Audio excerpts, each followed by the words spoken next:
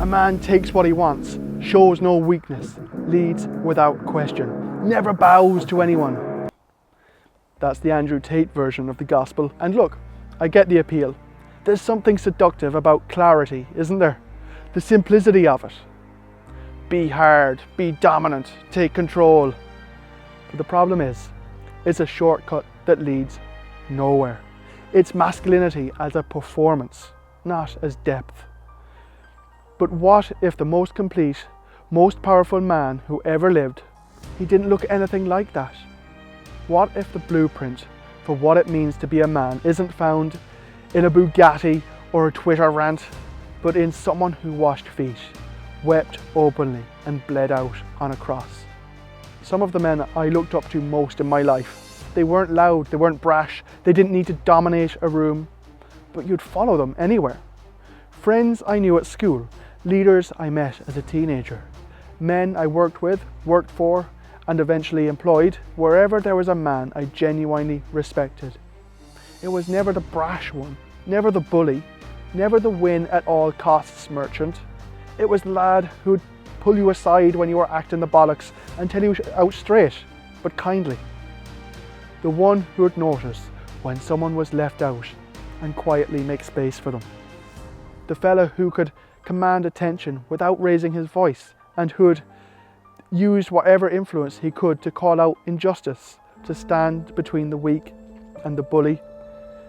They were instant friends, they were joyful, and crucially, you weren't afraid of them. You admired them. They didn't need to win the room. They held it. And now, I haven't always been that man. I've been selfish, reactive, cowardly. I've let ego drive decisions I should have prayed through. But those men I looked up to, they weren't perfect either. They were just grounded, present, not performing strength, living it. And the more I pay attention to the life of Jesus, the more I realize that's what masculinity actually looks like. Not the caricature we've been sold by these self-help gurus or purity culture pastors. Not the stoic warrior monk or the macho biblical patriarch. Something else entirely, something older, something better.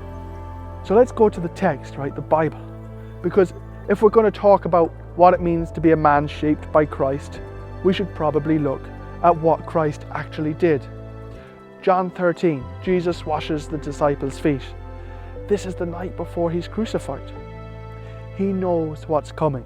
He's got hours left. And what does he do? He strips down, wraps a towel around his waist, and gets on his knees and starts washing dirty feet. Peter loses it. He says, "You'll never wash my feet."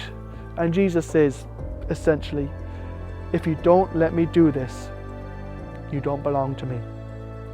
Then he stands up and says, "You call me teacher and Lord, and you're right. That's what I am.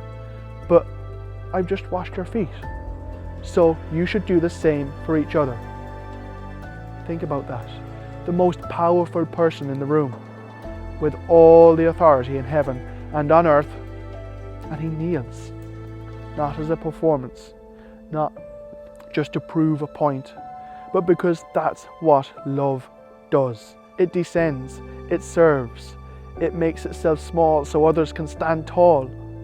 If that's the model, then this whole never bow to anyone rubbish falls apart immediately.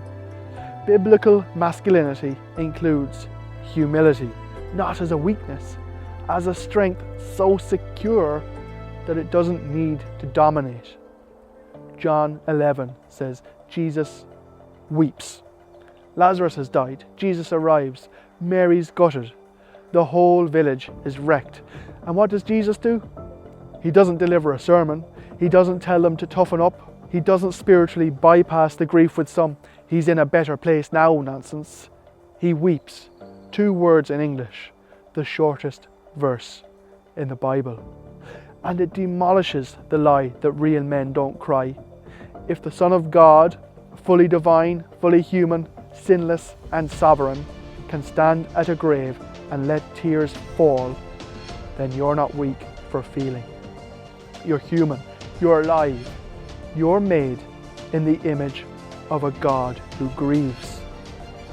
Ephesians chapter 5 verse 25, Christ loved the church and gave himself up for her. This one's aimed at husbands, but it applies broader. Paul's not saying rule over her, he's saying bleed for her.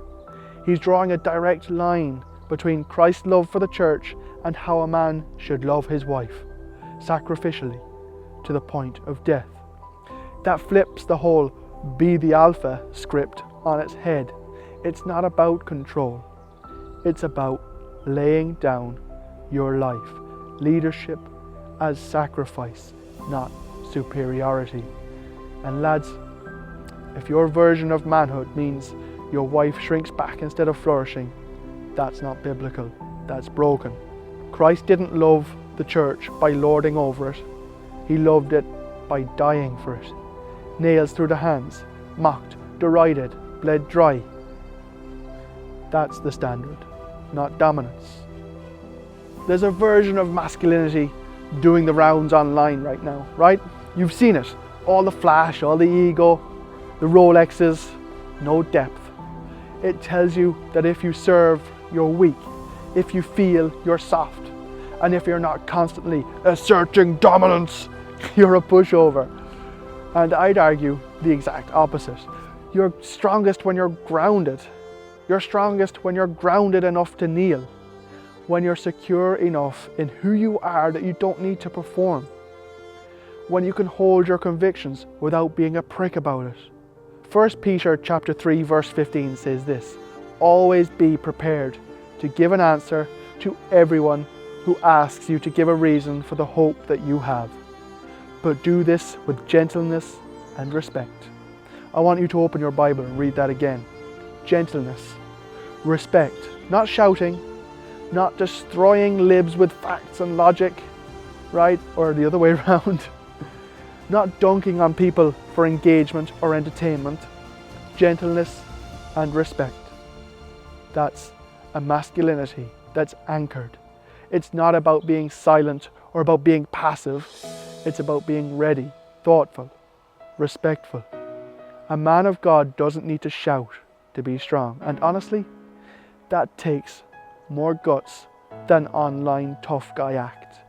It's easy to be loud. It's easy to mock. It's easy to build a brand of outrage and controversy. What's hard is being kind when you could be cruel, being patient when you could be cutting, speaking truth without weaponizing it. I hope, and I mean this, I'm trying to become a man who leads my wife well, who's ready to speak gently but clearly, a man who knows how to weep and when to stand, who doesn't confuse strength with volume or leadership with control.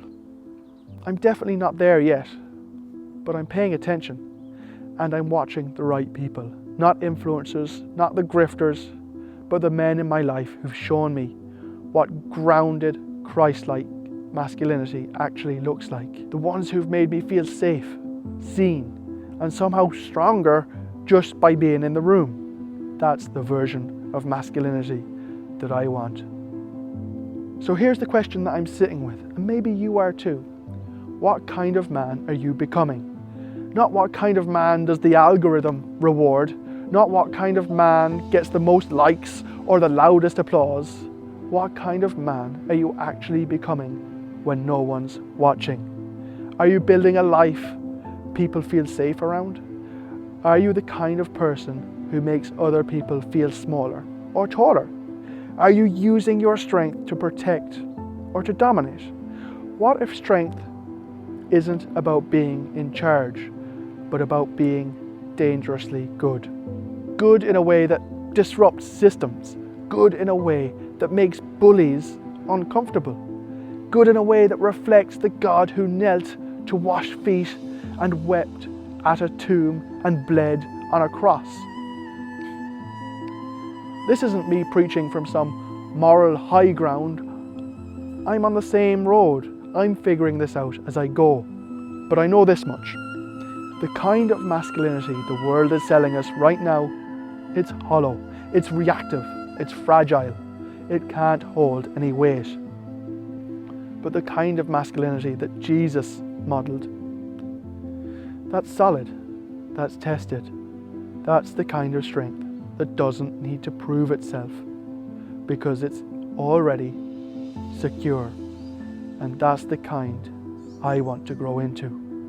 If this is hitting something in you, if you're tired of surface level reactionary garbage online and want something deeper, something real, stick around, hit like, subscribe, share this with someone who needs to hear it. This stuff genuinely helps more than you know.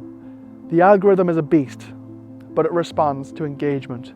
And if you want to support this kind of work, the kind that's trying to build something slower, more thoughtful, more grounded, you can find me on Patreon. The link's in the description. That's what keeps this independent. That's what lets me say what needs saying without worrying about sponsors or about clickbait. You don't need to be the loudest to be strong. You don't need to dominate to lead. You were made to be more than what the world sells you. Be like Jesus. Be strong. Be grounded. Be gentle. Dangerous to the darkness.